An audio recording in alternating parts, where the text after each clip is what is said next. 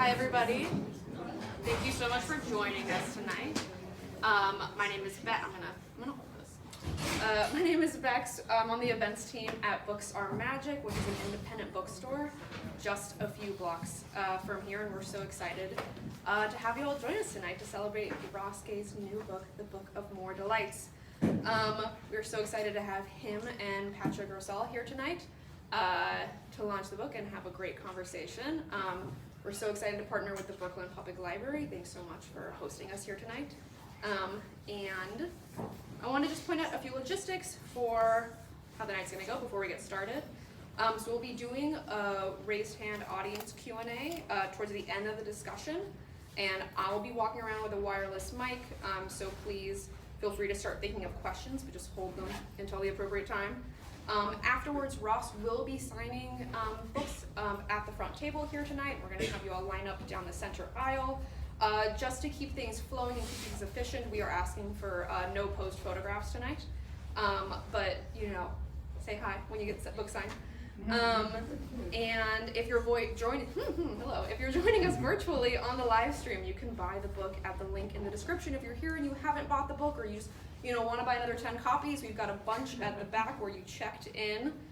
And we encourage you to buy the book and have fun and have a great time. The book we're celebrating tonight, The Book of More Delights, returns us to Gay's small daily wonders and exploration of delight. We learn more about what it means to feel joy and how easy it is to find when you know where to look.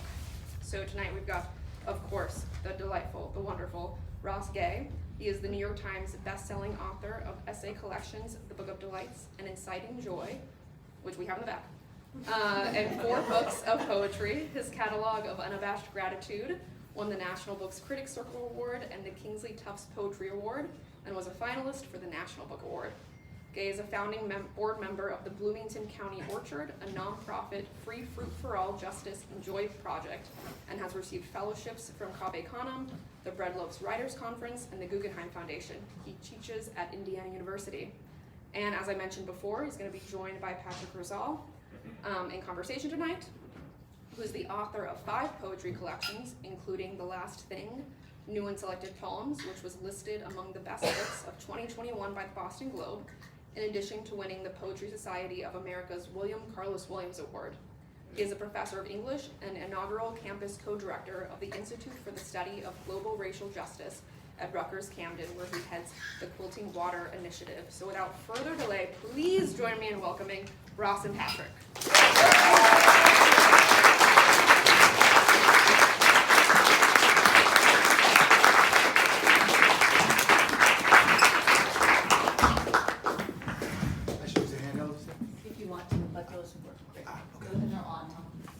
Thank you. Hi.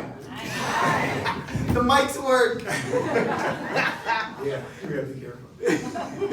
Thanks for having us. It's good. Thanks for coming out. Books Are Magic. You're magic. It's amazing. And library. How nice libraries are. And how nice I couldn't find my way, and someone at the vitamin shop was like, yeah, it's right down there. Make a left. So, yeah, man, thanks for coming and doing this. Yep. I'm going to read a little bit, and then we're going to talk a little bit, and then we'll all talk a little bit. Maybe I'm going to read the first thing is Lentils? For the lentils? Oh, yeah.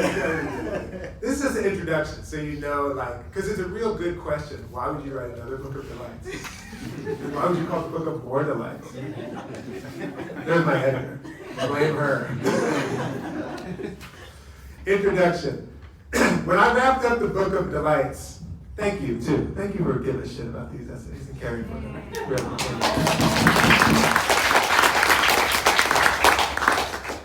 When I wrapped up the first Book of Delights, August 1st of 2017, I was at a writing residency in Marfa, Texas with my friend Patrick Rosal. We swung some kettlebells, shot some hoops, ate the birthday lentils he cooked me, and somewhere in there, after congratulating me on finishing the book, he asked me if I was going to keep writing delights. It hadn't occurred to me before he said it. I had been thinking of the book as a kind of one-off. Besides, I had other projects I was working on and excited to get to. At the same time, the year-long project I had just completed felt like it would be a useful, fun, and unpredictable lifelong project. So I eventually decided every 5 years would be right. I started this one on August 1st, 2021. I kept to the same constraints. Write them daily, write them quickly, and write them by hand. Though, truth be told, I was a little looser with those this time around, for one of the delights of constraint, or a rule, is break-in. If you read the first delights, much will be familiar.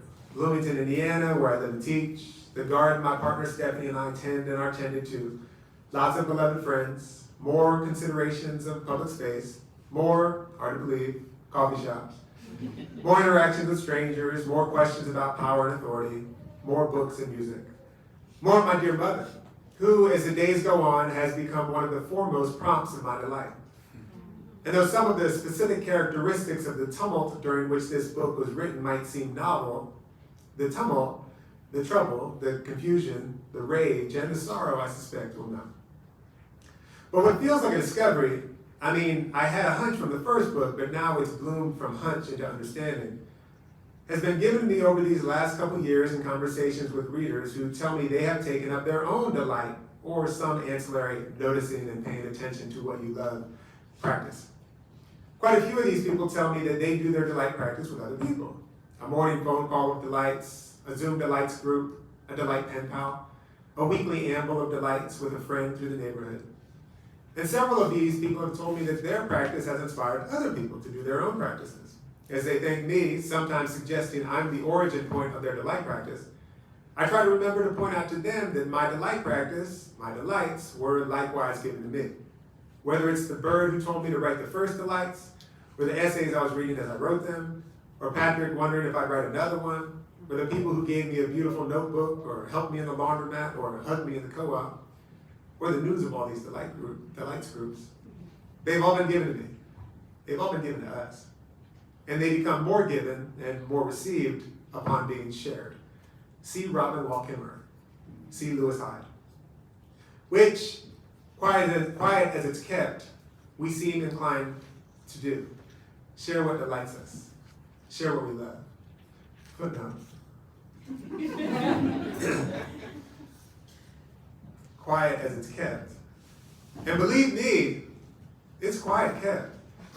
Because disbelieving in care, in sharing, in the everyday, banal, precious, luminous potential and in-our-face goodness of each other. Disbelief, too, in the fact that we are so often the source of, the tether to each other's delight. I.e., when we disbelieve in each other, we are an easy mark. We are a market. I'm grateful to whoever it was pointed out to me how in the airport every few minutes we're reminded by a voice that I assume is meant to be neutral and beneficent and caring, descending to us from invisible loudspeakers not to leave our bags unattended because someone might slip in a bomb that they got through the x-ray machines, I guess? It's one of 1,000 often subtle examples of the concerted effort to keep us on the lookout against each other, to erode our faith in one another. I'm pretty sure so that we will give that faith, which kind of has to go somewhere, to the invisible voice in the sky. Which, given how sick and broke and homeless and poisoned and uninsured and overworked and hurting and lonely so many of us seem to be, well, I don't know if whatever that voice belongs to actually cares about us. But I firmly believe you do. And I firmly believe we do. The evidence is everywhere. And that care, mutual, radiant, unpredictable, sloppy, mycelial, transgressive, seems to be what the delights are on the lookout for. For the record, I'm going back to that paragraph. I'm still, I have to learn how to read these things. For the record, before you go there, I'm going to go back a little more. Which, quiet as it's kept, we seem inclined to do. Share what delights us. Share what we love. For the record, before you go there, I'm not being optimistic. I'm just paying attention. And finally, this time around, a sucker for appendixes and gratitude, or appendixes of gratitude, I've included a list of some of the books I was reading and learning from and learning how from while writing and revising these essays. Additionally, because the older I get, the harder time I have dispensing with my delights, I've included an abridged assemblage of some of the delights whose full form, for whatever reason, page count, redundancy of theme, not a good essay, did not make it in the book. This is called dream dancing. No, actually, I'm going to do this first one. I'm very prepared.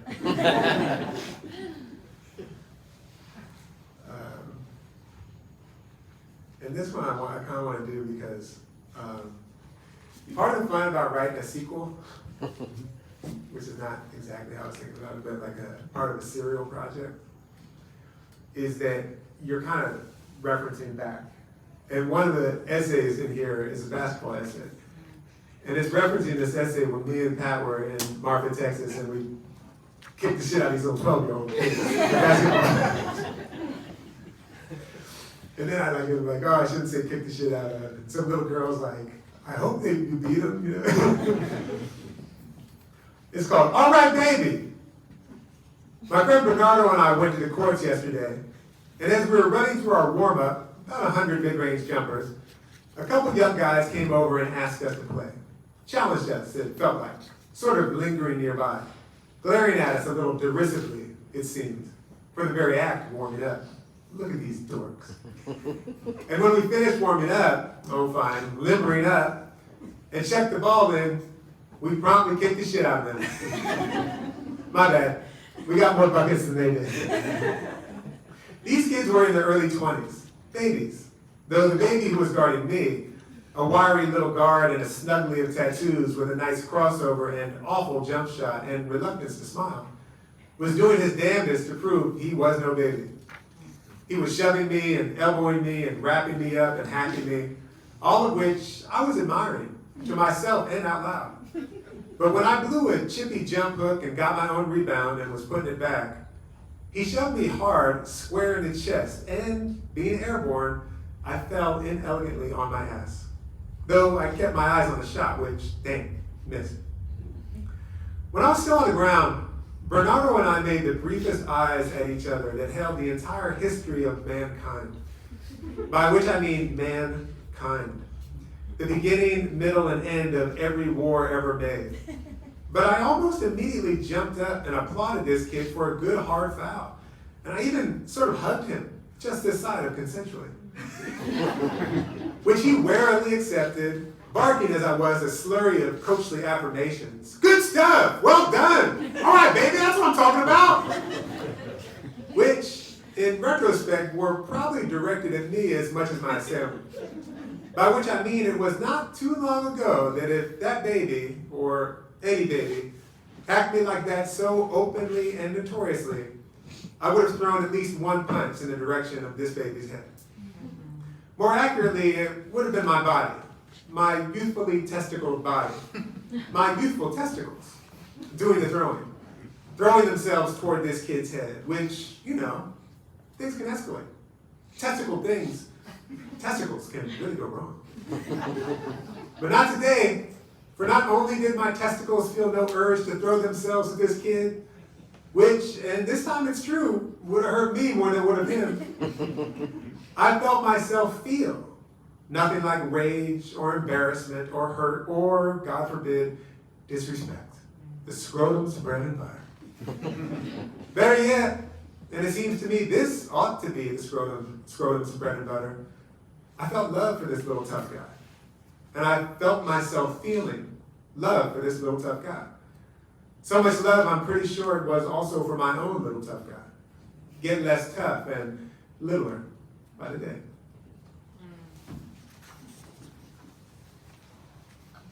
This one is called 1 Million Kisses. Speaking of which, you might not have pegged me as such, but I used to be the kind of guy, sorry to admit, who did not much truck with little dogs, either in theory or practice, despite being related to one. Stephanie's dog is small, for over a decade. And though I love Tucker, I have not always liked him. It seems mutual. Love, occasional dislike, very occasional snapping when I get between him and his mother. Some of which perhaps comes from me not liking the idea or the fact of small dogs, which he is, and which a dog can smell on you and might poop where you're going to step to let you know. Which makes it a lovely surprise that there is this pipsqueak pup, much smaller even than Tucker, sitting on my lap as I write this, who has been my companion this week as his mother, Stephanie's mother, Myrna, is gone, and has even slept under the covers with me. This morning, coming out from his den down near my knees where he was snuggled into a little moon, he put his 2 hands on my chest and looked all the way through my eyes into my previously ice cold to his likes heart, which made it start melting, first thing in the morning too. This friendship with Noah the dog encourages me to get on my hands and knees to his level, at which he then gets even lower, reaching his legs out in front of him and looking up at me, waiting. And when I reach to kiss him, he tilts his face up. And then he jumps back and turns a little circle or chirps before coming back to me and stretching and looking again up at me. It is really something. I can do this for a long time. Sometimes when I get down on my hands and knees to join him and maybe growl a little bit or make funny noises, not quite baby talk, puppy talk, I guess, Noah will sidle up next to me. I'm on all fours now, a big dog, kind of a mastiff with smaller teeth. Putting his flank against my arm and kind of lower his head to look at me sideways, which I'm interpreting as his way of saying, you are my friend and my mother, which is a reasonable assessment, given as in the time it's taken him to do this, I have probably kissed him 8,000 times. I mean, I have never kissed a creature so many times. And I have loved and kissed many creatures many times. Believe me. The night before I was to go back home, after he realized I was more interested in cooking myself dinner than playing with him, he disappeared in the living room where, when I went to check on him, I saw that he had snuggled into my winter vest such that his head was peeking out the armhole. This motherfucker. I let my beans burn while I bestowed upon him a couple hundred more kisses. When we were taking our final walk, I was hearing some pretty sad music in my head, getting pre-choked up, or whatever that feeling of sadness is that is actually the anticipation of sadness. Anticipatory sadness. Heads up for that. It'll smash the moment. As he sniffed and peed on every low-to-the-ground thing he could get to, and took a few quick steps toward every squirrel, taunting him, before looking at me like, not gonna happen, huh? And me and him, nah, not gonna happen. We admired how the last of the leaves falling from the maples lining the towpath were gold, and how they made for us a golden way. We noticed how most everything had died back, and I told him that in a couple months, the first sprigs of ferns and nettle will be back. It happens like this again and again, this going and coming, I said, because he's a puppy and doesn't know what the hell's going on. That's wild, he said. You won't believe it, said I. As I was packing up the car to leave, he kept doing his arms out stretchy thing to get me to be a mastiff, which I did 3 or 4 times, each time kissing him a few hundred times, until the last time when I said, I gotta hit it, man. I have a long drive. I'll see you soon. But because he's a puppy, soon means little to him. So he stood there, kind of duck-footed like James Harden after a big play. His eyes the biggest in the world, wondering, I think, how long soon was, and was it true? I'll do 3 more. This is called Mistranscription. I've been reading through the transcriptions of these delights this morning, and have been many times confused by a word choice I seem to have made, or some odd spelling that makes no sense in my realm of spelling, or misspelling. And I'm reminded that, oh right, many of these delights have been transcribed by my friend Bernardo, to whom, because my handwriting verges on the indecipherable, rather than just giving him the notebooks for him to transcribe himself, we decided I ought to read them to him, and he can type them in. He is Bernardo B. the Scrivener. He is Bernardo B. the listener and scrivener, quillless. And as for working conditions, I think he's paid all right. I feed him food and coffee, and when he puts his laptop on his lap, I give him a thick book to put between his work and his family jewels. Bernardo is not a terrible scrivener. He is not an especially slow typist, but he's not an especially good scrivener either, for he's not an especially slow typist. It's plodding work, choppy, stammery, repetitive, inefficient, a poor use of my research money and time. And for those very reasons, it is most often pretty fun. The delights foment stories, digressions. They make us forget that we're on the clock, which is what they're meant to do. Despite that, given as I can be having fun and be somewhat impatient, I encourage Bernardo not to spend time correcting after each essay, which he wants to do, diligent employee that he is. It's already a slow go, so I tell him, leave it be, I'll get it later. Which means sometimes reading over these transcriptions, like this morning, I get to a word or phrase and I'm like, what in the hell am I talking about? Because I didn't say it. Bernardo heard it and so scrivened it as though I said it, which, we've established this, I didn't. But sometimes his mishearing is better than what I said. Not usually, trust me. Usually it's just batshit. Like, dude, I don't think this scrivener thing's gonna work out for you. But also, for those of you considering hiring this guy for scrivening, it is the case that I'm the oft deplorer of the ridiculous neologism. And I'm not always the most enunciative locutioner, laughing as I do in some of my sentences, or humming with admiration. Ooh, that's good. Which throws the scrivener off. So cut him some slack. He comes highly recommended. Like this one. It's a long ass parenthetical. This is one of his things. Like this one from some essays back. Quote, a bit more enamored of the root, R-O-O-T, which, like every root, R-O-O-T, is a story. That essay is about me riding my bike down 3rd Street to my studio. And what I see along the way, which makes it odd to transcribe the word root, R-O-U-T-E, as root, R-O-O-T. If I was looking to fire Bernardo B, which I would never, I might say context, then snatch his quote. Though this homophonous error is less odd once you realize how often I use the word root, R-O-O-T, which one could find by typing it into the search bar. About which abundant usage, I think it's 19 as of this revision. I assure you, my editor, always at war against repetition, she might say overuse, or a wanting lexicon, is going to get on me the thesaurus does. We'll see. I guess I might prefer not to. Anyway, I have veered, as per usual, from the observed delight, which is the delightfully mistranscribed thing. The mistranscribed thing that rattles all the light bulbs in the chandelier in your head. Bernardo B's mistranscription, his mistake, couples or enswirls or roots, R-O-U-T-E-S, the path or way into the botanical. Roots are avenues or roads, etc. And makes the act of rooting, a la the botanical, searching in the dark for nutrients, a la pigs, searching for treasure with one's snout or other appendage, often beneath something, and a la what I am doing for Bernardo right now, cheering. A story. Short form, roots are stories. We all know roots are resplendently, radically metaphorical, but thanks to Bernardo B's poetic mistranscription, they are more to me now, even more so. They are to me now, even more so. An essay I frequently teach for this very reason is Patrick Rosal's The Art of the Mistake. One of the best essays about making poems and art that I know. In it, he tells about being with his crew of dancers at a battle in Newark, or Jersey City, which is going kind of neck and neck, until the worst dancer in their crew, June, delight that every crew has a worst, whether it's a crew of dancers, or a basketball team, or quiz bowl team, or shoplifters, or a choir.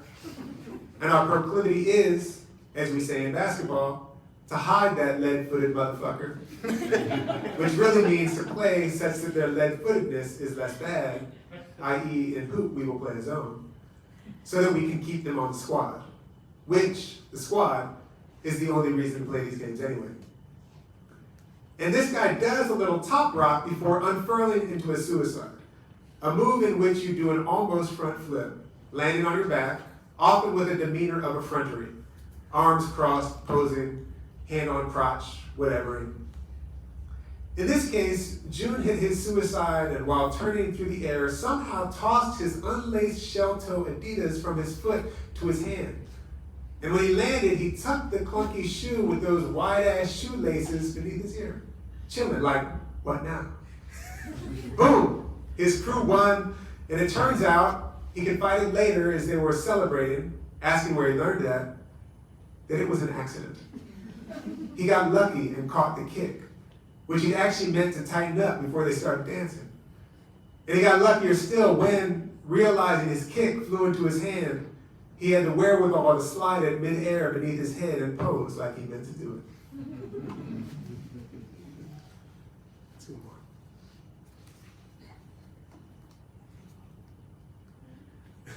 This is called hugging in the co-op.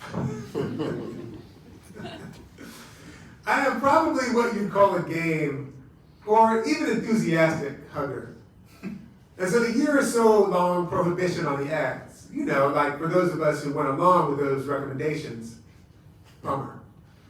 A bit of angelic, defiant punk rock graffiti that arrived in our neighborhood sometime in spring of 2020. Advice I was still too terrified to take, though I was glad to know it was out there. Hug your friends. I recall the first time I hugged someone, not my partner in the interim.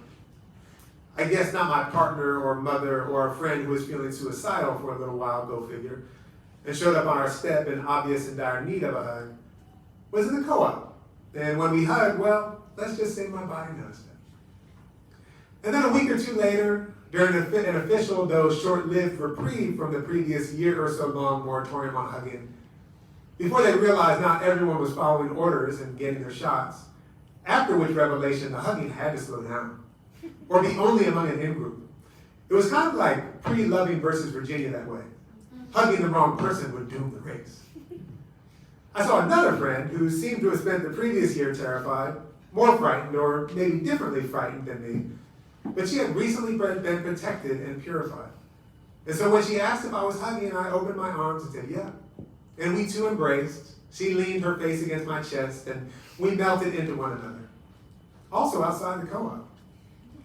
If I were to place pins on a map of my first post-moratorium hugs, most of them would be inside or just outside the co-op, which, for me at least, recommends the place. Anyhow, the hug, yes, I guess that is one delight, or as many delights as there are hugs to give or receive, if you like hugs, which not everyone does. But since I do, the return of the hug for that brief spell, the reprieve from unhugging was likewise a delight. And the next reprieve from unhugging, a delight as well. It is another example of the deprivation of the delight making the delight light harder. I mean brighter. I suspect after the next prohibition on hugs and the lifting of the prohibition, the hugs will again be that much more delightful. Though I've made up my mind, I'm with that punk rock graffiti. I've been terrified out of touching who I love and who too wants to touch me for the last time. As William Carlos Williams almost says about poetry, which I'd say is also a kind of touch, we die miserably every day for lack of what is found in. Anyway, I was in the co-op picking up a few odds and ends for dinner. It took me a while to get there. And a dude with longish hair and flip-flops and a relaxed manner came up to me and held out his arms as though to hug. And when I looked puzzled, like, I don't know if I know you, he reminded me he was the former principal of a school I've worked with, a great principal, who told me at least two things that really stuck. Children whose teachers believe they're going to graduate will graduate, and that he eats magic mushrooms every New Year. That's the principal I want. I went, yo, or hey, or something to express my happiness, which was genuine and deep, for dude kind of changed my life. The shrooms thing less than the belief the kids did. And then he said, I'm going to give you a good, meaningful hug. Something like that. Hippie-ish, men's groupish, untoxic masculinity. And he did. It was so meaningful. His head kind of tucked in my chest, his hands on my lower and upper back, a gapless torso to torso, several long breaths worth of hug. Enough hug, in fact, that I thought first, damn, that's a lot of hug. Remember, I'm not shy this way. And second, when he wasn't letting go, I thought, well, I guess this is what we're doing. Any avocados, and onions and potatoes.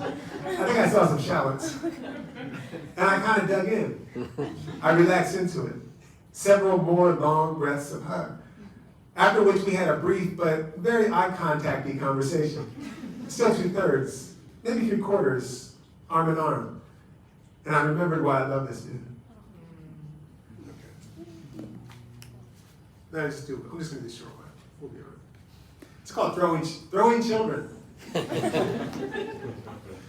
It is some miracle, some delight when a kid who has a hard time becomes a kid who's having a good time, in no small part thanks to you throwing that kid in the air again and again on a mile-long walk home from the Indian joint as her mom looks sideways at you like, you don't need to keep doing that.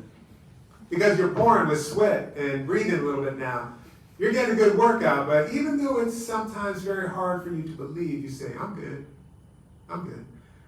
Because the kid laughs like a horse up there, laughs like a kangaroo beating her wings against the light because she laughs like a happy little kid. And when coming down and grabbing your forearm to brace herself for the time when you will drop her, which you don't, and slides her hand into yours as she says for the 40th time, the 50th time, inexhaustible her delight, again and again, and you say, give me till the redbud tree, or give me till the persimmon tree, because she knows the trees, and so quiet you almost can't hear through her giggle. She says, okay, to the next tree. When she explodes howling, yanking your arm from the socket, again, all the wolves and mourning doves flying from her tiny throat, and you throw her so high she lives up there in the tree for a minute. She notices the ants organizing on the bark and the bumblebee carousing the little unripe persimmon in its beret. She laughs and laughs as she hovers up there like a bumblebee, like a hummingbird up there, giggling in the light, like a giddy little girl up there the world knows how to love. Thank you.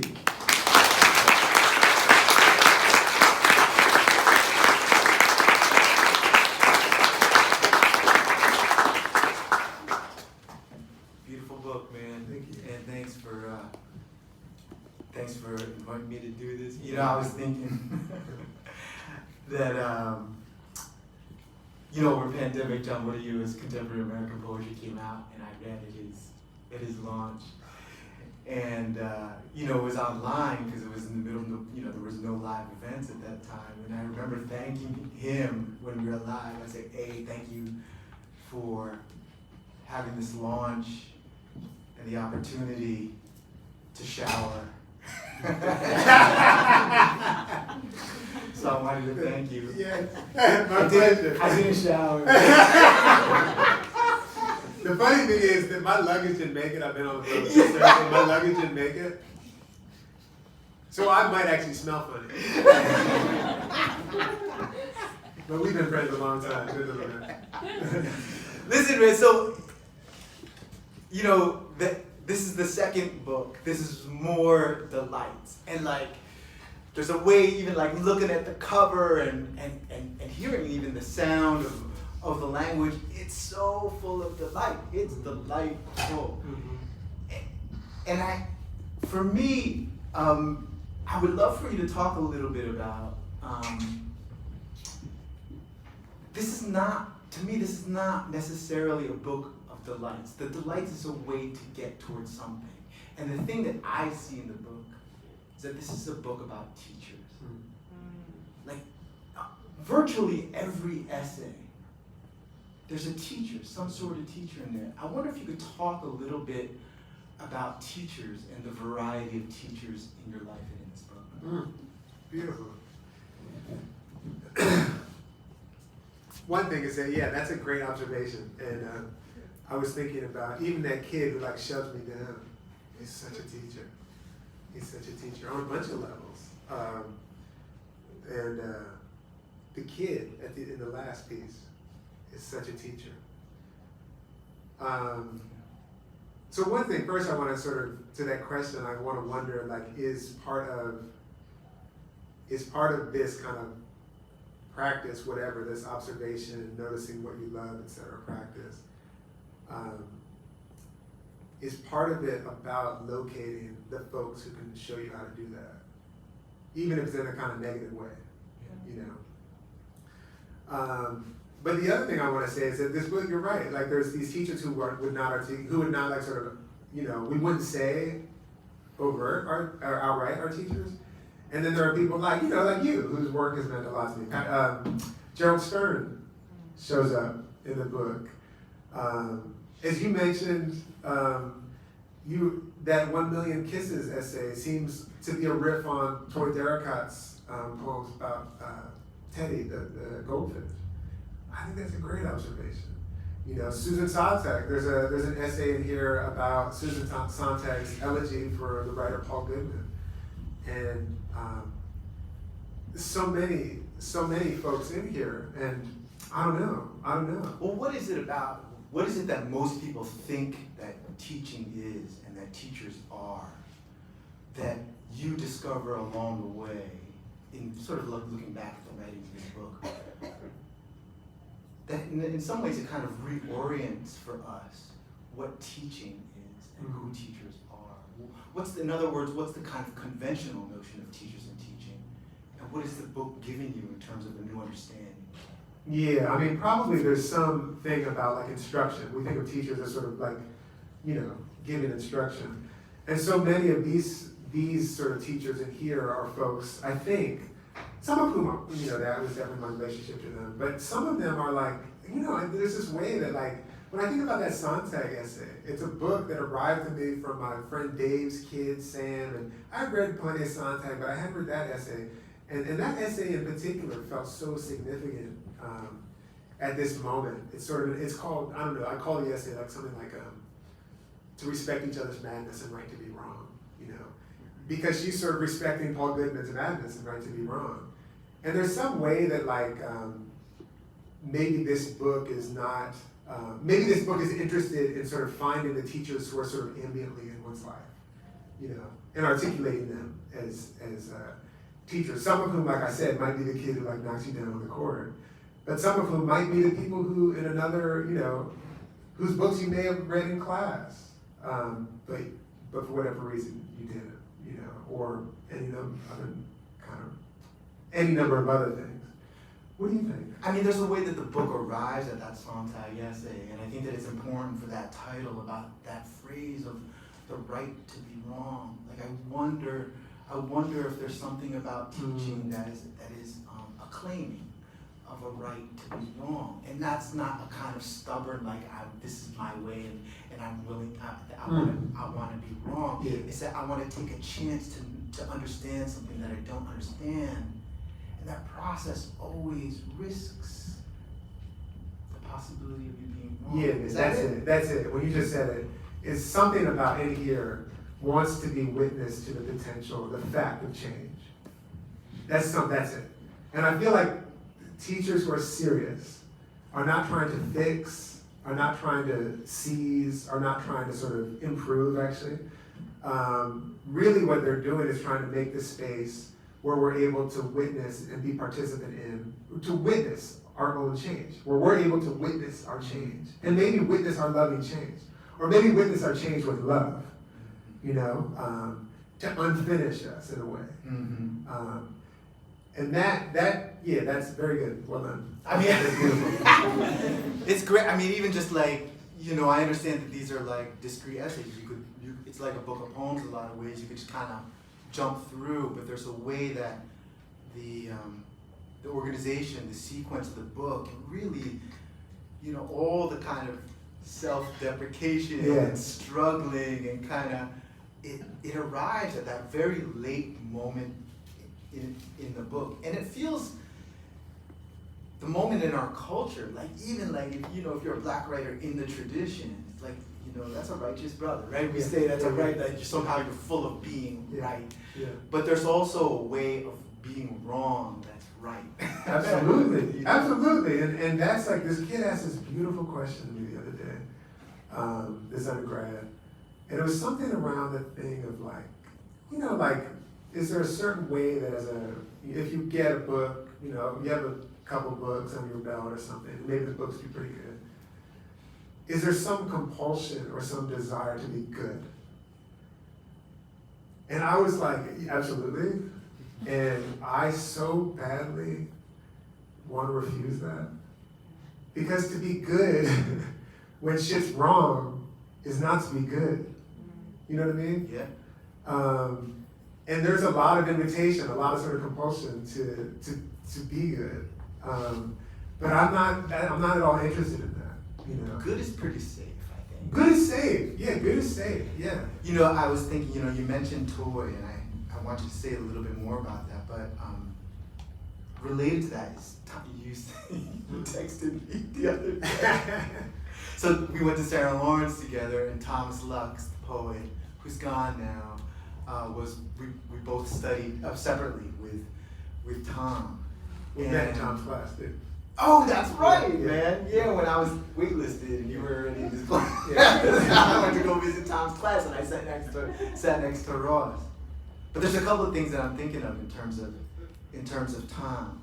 I mean, one is the way that Tom could just like look at the world, see how weird it was, make you crack up and then make you weep about it, which I think is a quality of your book. But the one thing that Tom said more than once, even when we weren't in the same space together, was you have to risk sentimentality in order to get at true sentiment.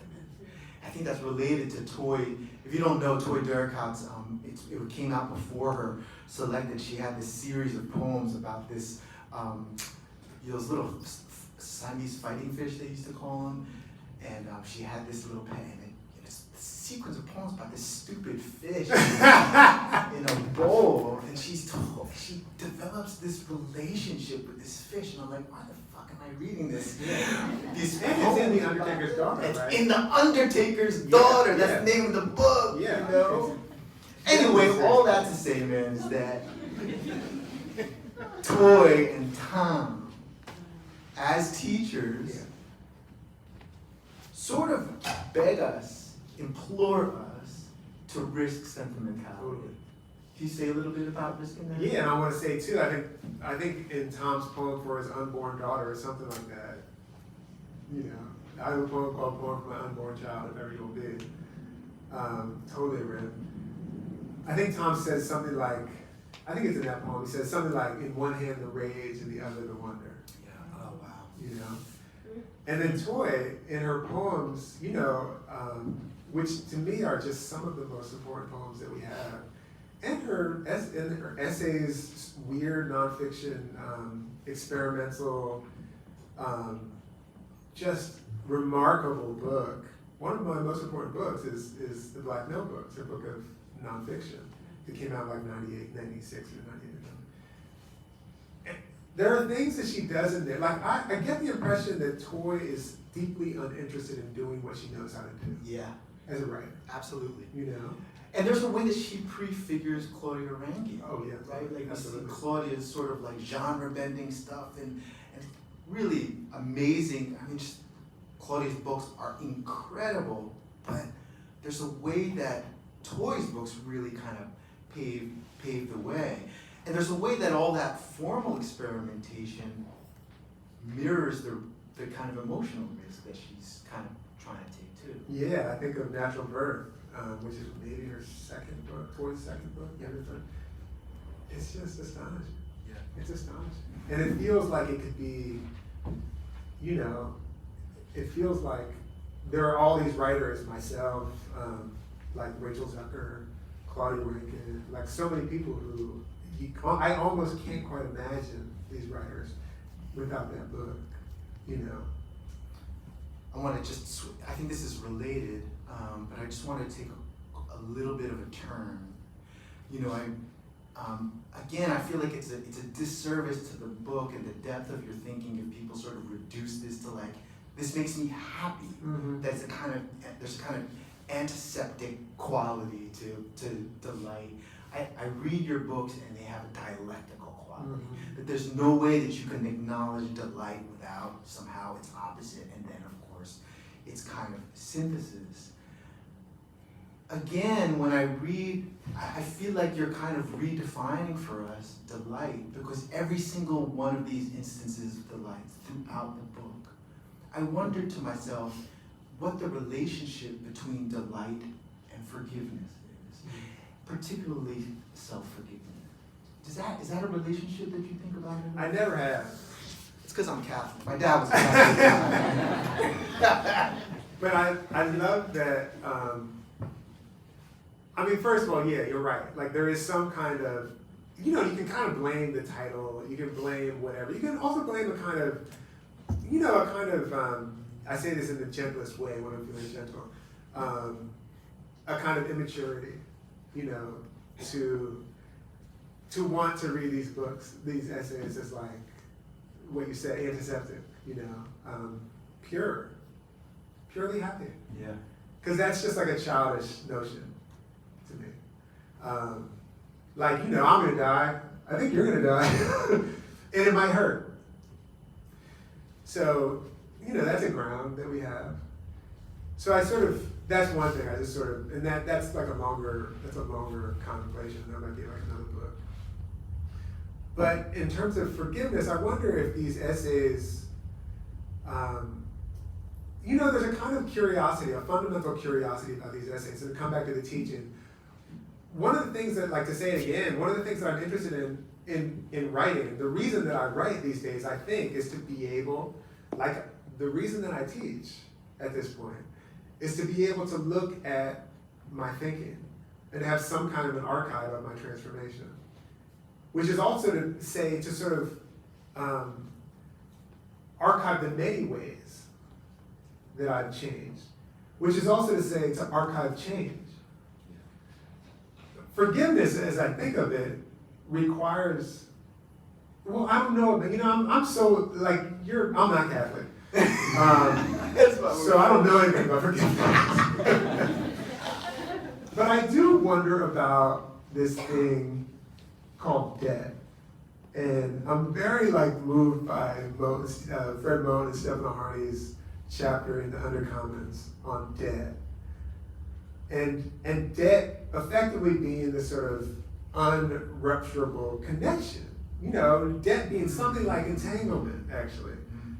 And in a way, I'm sort of wonder if you could talk more to the forgiveness bit, but I feel like I wonder if these things, in their witnessing of transformation, in their witness of transformation is like one of the grounds that sutures us to one another, is also is imagining that suturing, not forgiveness, because forgiveness sometimes can feel like a way out, to get out of it. Yeah. But debt as a way of saying we'll never get out of it. Yeah. Yeah. I wonder. Is it the direction I thought that you were going to go in? Is it that? Again, sorry for the kind of Judeo-Christian thing in my head, but is there a kind of human-made rift between us and the land, between us and other people, and there's a way that this way of looking, which you call delight, is a kind of revelation of the always extant connection between people. In which case, I want to salvage my Catholic thing, which is that's what kind of reconciliation is. I think of delights as like bells of connection.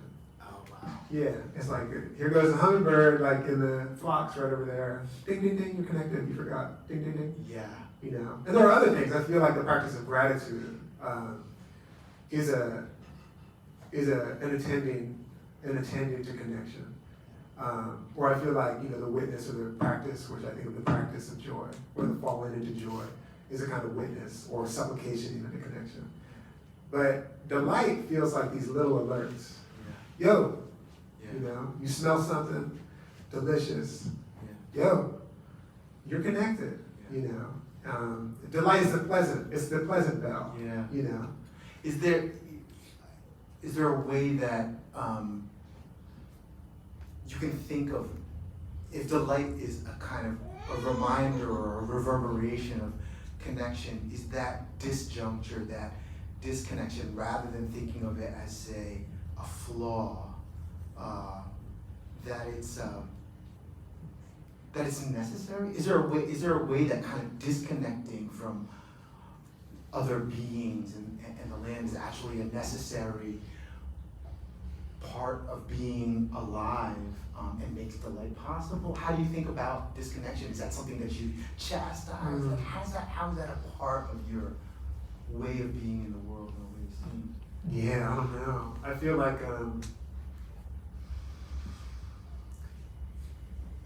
like a lot of what I'm trying to do is to witness, partly I want to sort of see, connection is the thing. It's like the real thing.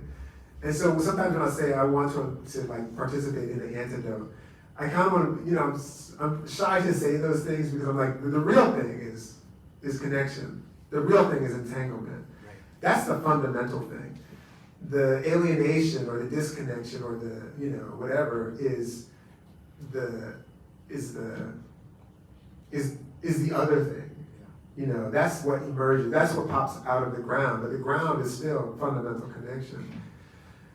And I feel like probably, without knowing exactly the answer to your question, I think probably what I'm trying to do as well as I can again and again with curiosity and wonder and debt is to witness these moments of connection, And so to really be studying connection in a way, Yeah. Wow. And it might be that Inciting Joy, I think, is a book about studying connection. It's like dance floors, basketball courts, and all these places that maybe, sometimes we don't, classrooms, sometimes we don't necessarily think of them as like laboratories of connection or more. But I'm very curious about how they are. Yeah. And even against the impositions that suggest they ought not be, where we're not supposed to be connected to each other. We're told that all the fucking time, that we shouldn't be connected to one another. We have all kinds of language to reinforce that as a reality. Right. This is let me just say one thing real quick. I was walking, I was so lost, I was downtown, and I can't figure out the fucking streets. I'm not from here. I can't figure out the streets down there. And so I was like, some guy, I know Kathy said, why did you call me? Because I called her at some point. I said, where should I eat down here? And it was good, because my phone doesn't do that, and I won't get a phone that does that. And in part because I wanted to have the experience of being like, excuse me. Yeah. And the lovely person said, oh yeah, do this and this. And 8th Street over here is actually this street, and then you get over there and it actually turns into 8th Street. So you're gonna get lost, you keep going this way, blah, blah, blah, blah. I was like, what a gift. Yep. What a gift. Yep. Just because I fucking needed something, it showed up. Yep. I totally missed. I was just lost last week. I was trying to find this place that I had an appointment, and I was thinking to myself, man, I miss asking for directions. Yeah. This is dope because this is what we do on the phone. Now there's just 75 people are listening on our phone call. Thank you, man. Thank you. Yeah. One more thing about I was driving back from I was driving through Kentucky and I got lost and I popped into a gas station. I was like, hey, you sell maps here? And the woman she was busy and she seemed to be a little bit irritated and she was like, no. And then I was like, oh, okay. But somehow she saw my need and she was like, oh, you need to get somewhere. I was like, yeah. And she pulled up her alienation machine and pointed me the way, She was, it was lovely. Yeah. Okay, anyway. No, I want to say we get to do this all the time, so I wanted to make sure that we had time to, field, or for Ross to field questions, and I think that there's going to be a mic going around. Is this the mic that's going to go around? Can I just also say something real quick to you, man? I just want to say that it's such a gift to be asked questions that you don't know how to answer. You know what I mean? I hear it. It's such a gift. You can count on me, man. This is true. Yeah. Yeah. Thank you. Make sure this is almost time. Okay. Any questions from the audience? We've got time for just a few. Yeah, first question.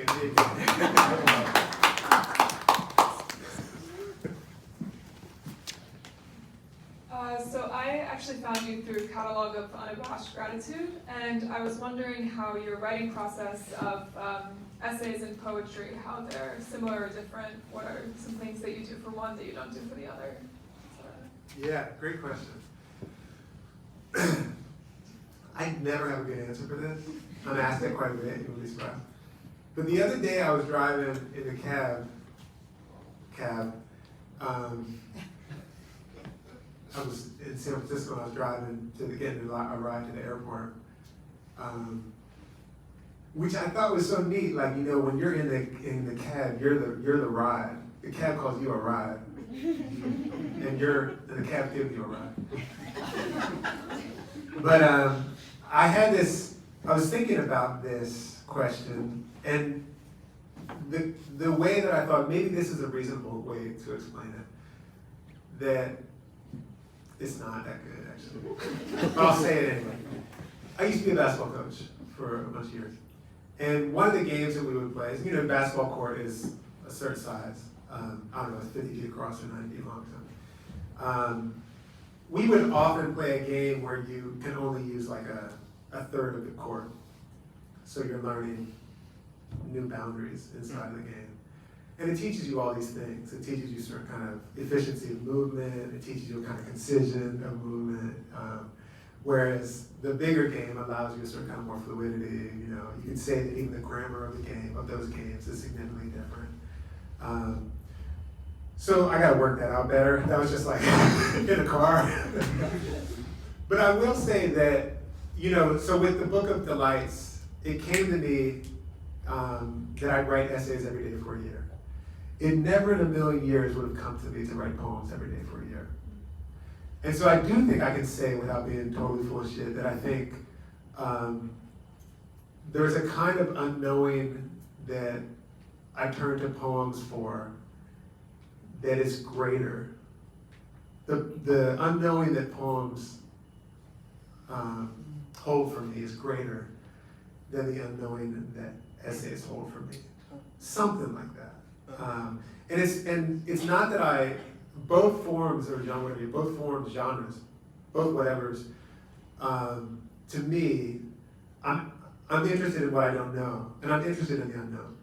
But there's something about a poem, again, maybe it's because the form is inherently bodily, because the line always implies the breath, and the breath always implies the sort of mortality of the thing, that makes me like a little bit less able, in my head at this point anyway, to be like, oh yeah, let me just knock a poem out. Whereas I can just draft an essay. It's not gonna be good. But I can draft an essay. Which might mean that I can play a little easier in essays. It also might be because I grew up as a poet. I grew up studying poetry, and I maybe have a more sort of a harder time playing because I'm a little bit more caught in the traditions. I don't mean caught in a bad way. I'm just like more actually conversant with traditions. I don't know anything about essays. I read a lot of them, but I don't feel like, I feel like I'm just playing around. Thank you.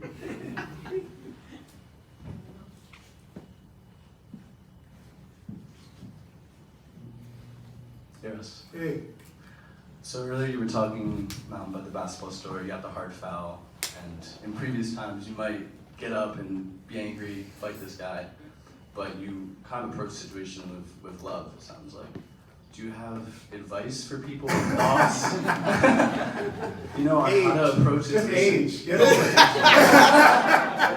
Although that's no guarantee. No guarantee.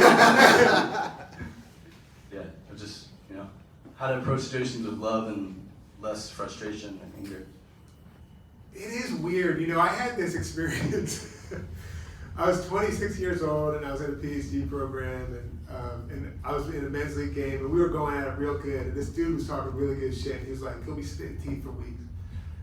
And I was like, "Damn." He's good at it, he was good at it. And I was like, in my head, spending a lot of time like thinking about the ways I was gonna fuck this guy up bad, because it was gonna happen in the parking lot, same way. And then at some point, I was like, "What are you doing?" So in a way, I have another essay about this, and I said he was my angel, because he was like, "You don't need to do that. You just talk shit and then say good game, So anyway, I don't really know. But I do, maybe it's a lot of study, actually. Maybe it's a lot of study, by which I mean like considering what it is that makes that happen, Yeah. We should talk later. I think we have time for one more question. If anyone wants to snatch it before. Here's one up there.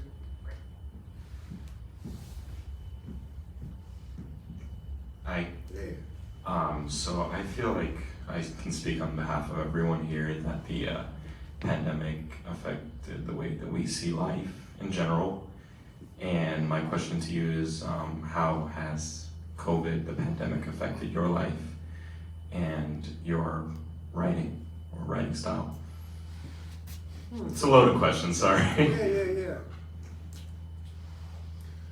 Well, many things I suspect. You know, I feel like my awareness of the capacity for the wealthy to suck the money out of every opportunity has grown. I've become more aware of that. I've become aware of sort of the institutionalization of separation. I'm suspicious of those things.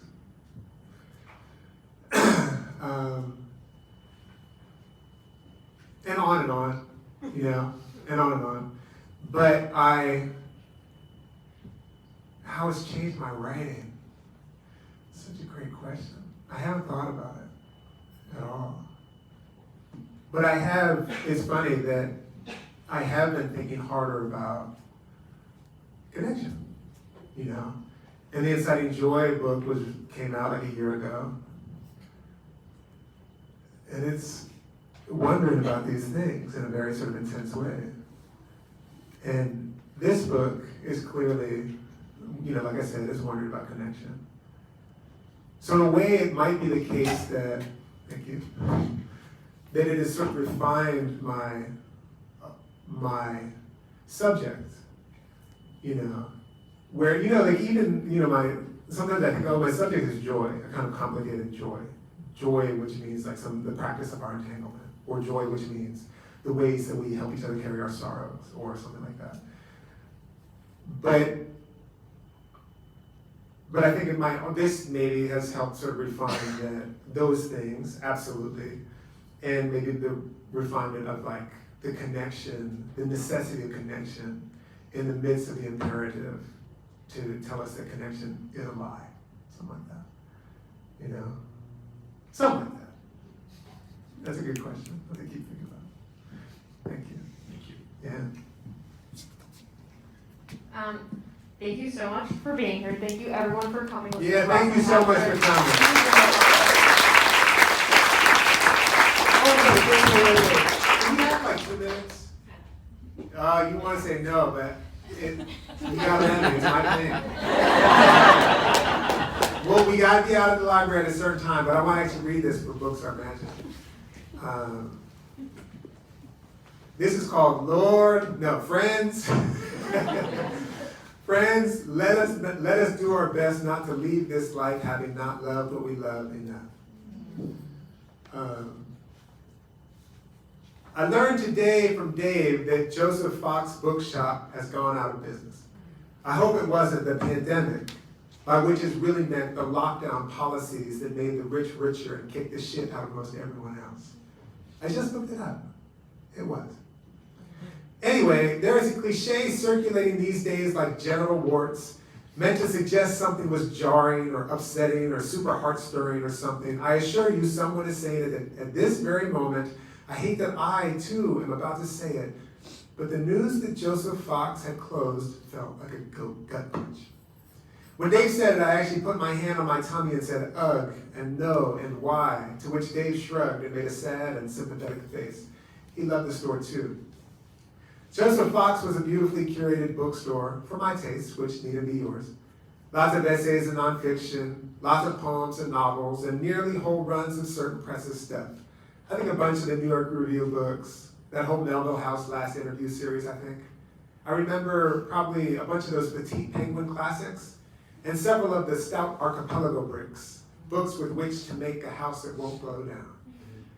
They had a gardening section where I once got a seed-saving book, and an art section where I got a book of Andy Albers's work. It was small, the back room was very close to the front room, and the hallway between them was often packed, encouraging lots of excuse me's and after yous and such, which are themselves among the products, the gifts of the small bookstore. We put those after yous and such, those let me grab it for yous and such, in the satchels of our hearts. Though it was a little place, a packed little place, I meandered, I got lost, I got found, I got lost again. I guarantee you there were nooks I had not yet discovered. Nota bene, a good bookstore is also a nook store, a store of nooks, inside of which await what you cannot begin to know. That's iambic. I made it like that. Also, and crucially and delightfully, a staff that could answer the hell out of your questions. I'm reading this for you. Which I will go ahead and declare a quality, a bounty, a beauty of the small independent bookstore. People who know their shit and are glad to share it. The last time I was in there, I was looking for W.E.B. Du Bois' Black Reconstruction, a book I wish I had read when it was assigned to me in college. Lots of those books. No regrets, no regrets. When I asked, the 20-something woman working behind the counter hopped off her stool and walked directly to the floor-to-ceiling shelf across the way and pulled the Du Bois from the shelf, placing the tome and, it's not too much to say, my life in my hands. Again and again they do, these booksellers, these guides, these friends, smiling. Here it is. Thanks everyone for coming.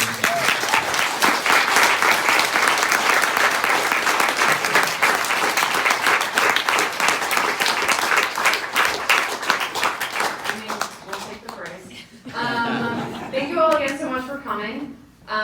We have a few quick things just before we wrap up. As a reminder, we are going to do a signing line. For the sake of efficiency and to get everyone out of here on time, please no posed photographs. But Ross is so happy to sign books with you. If you need to buy a book, if you need to buy 3 more books, if you need to buy every book we brought with us, they're in the back. My coworker Jenny is there to help you purchase with our Square Reader. The library does close at 8 o'clock on the dot. So if you're not going to stay, please don't forget to gather your things. And I know Rachel wants to say a few words. I just wanted to thank everyone for coming. I'm branch manager of Brooklyn Heights Library. We have a lot of other events we're doing, so please check our online calendar. We'll be putting out our new adult, teen, and children's print calendars around the 25th of the month before. So do come check us out, and thank you so much to Books Are Magic, and to Ross Day, and to Patrick Rosal.